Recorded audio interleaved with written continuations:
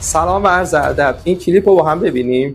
شما می‌فرمایید کسانی آمدن در خانه به از امام علی خواستن که بیاد مسجد بیعت کنه. صدا زدن، امام علی نیامد. همسر باردارش را پشت در داد زدن. صدا اونم که حسن کوچیک من الان هستیم کوچیک فرکی داد فریاد نیامد. درست گفتن که اصلا خدمتتون که آتش میزنیم. گفتن آتش میزنیم. باز هم امام علی نیامد که از حریم خانه دفاع کنه و همسرش اونطور.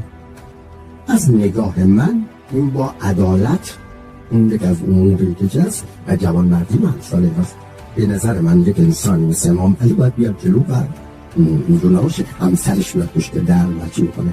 تخصص من رشته تاریخ نیست، نمیخوام بحث تاریخ رو بکنم. حوزه کاری من فلسفه است. چند تا سوال دارم از آقای سلیمانی. اگر مصلحت شخصی من، مصلحت خانوادگی من با یه مصلحت مهمتر اجتماعی تعارض پیدا کرد، کدومش مقدمه؟ مثلا اگر بچه من مریض شد، مصلحت شخصیش اینه که بذارم بره مدرسه از درس عقب نیفته، ولی یه مصلحت اجتماعی مهمتر اینه که تو مدرسه وقتی میونه تعداد زیادی از بچه‌ها ممکنه مبتلا به این بیماری بشن.